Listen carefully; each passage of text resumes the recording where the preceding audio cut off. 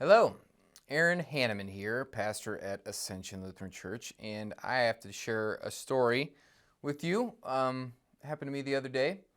I met a young man at Fairmount Coffee Shop, which is our Wichita State campus ministry, of which I am the pastoral advisor, if you didn't know already. This young man, looked like he played football, so I was like, hey, this may seem like an odd question, but were you at any time a defensive end?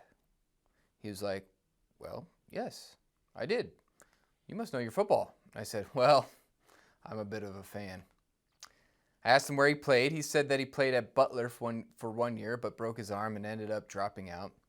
I asked him what he did after that, and he told me that he moved to LA to pursue an acting and or modeling career. How'd that go? I asked him. He said, not well. I was out there for 8 years and just couldn't make it. It's really competitive. Now what are you up to? I asked. And he said, well, I realize now that pursuit was all vanity and selfishness. I'm now studying to be a therapist at Wichita State.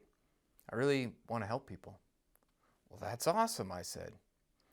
And then I told him how his story reminded me of a book I read not too long ago called The Second Mountain by David Brooks. In it, Brooks talks about how most people spend their early professional years climbing the first mountain, which represents their chosen career, a sport, a business, or a passion. They are competing for their spot in the world. They look for notoriety, approval, money, status.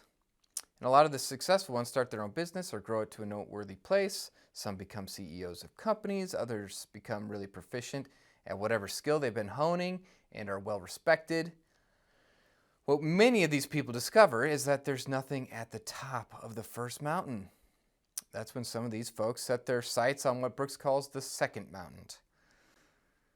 Whereas the first mountain is a material one, the second one is more moral or philosophical in nature. Now, Brooks, I told this young man, interviewed a lot of successful people who are on the second mountain, and they oftentimes would sell their company or whatever, quit their job and go teach at an inner city school or serve the poor in some way. Or these CEOs would pivot their company from being all about the bottom line, all about profit, to helping their employees live meaningful, healthy, productive lives. I then told this young man with whom I was speaking that the lives of these people who are on the second mountain all had this one thing in common: a deep level of commitment.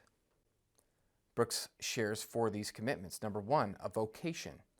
Not just a job or a career, but a calling, a real sense of why you're on the planet. Number 2, marriage. Number 3, a philosophy or religion. And number 4, a community, a very specific geographic place these people call home. And these folks on the second mountain, they find meaning in sacrifice and deep commitment. Now, I could definitely tell that this young man was really with me as I shared this with him. It was really clicking with him. Of course, we as Christians, we know this already, right? King Solomon outlines it pretty clearly in Ecclesiastes, the vanity of some material pursuits.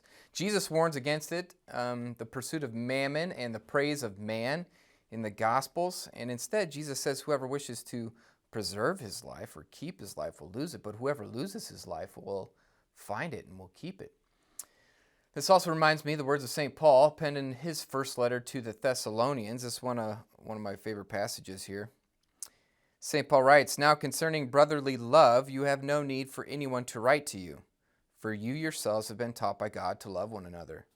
For that indeed is what you are doing to all the brothers throughout Macedonia, but we urge you, brothers, to do this more and more, and to aspire to live quietly, and to mind your own affairs, and to work with your hands, as we instructed you, so that you may live properly before outsiders and be dependent on no one."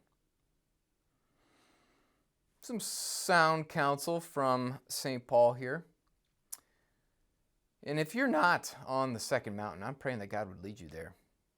There's so much joy and peace and meaning in giving your life away for the sake of the one who gave his life for you, and also giving your life away for your neighbor and blessing them. Thanks for listening, and may God bless your day.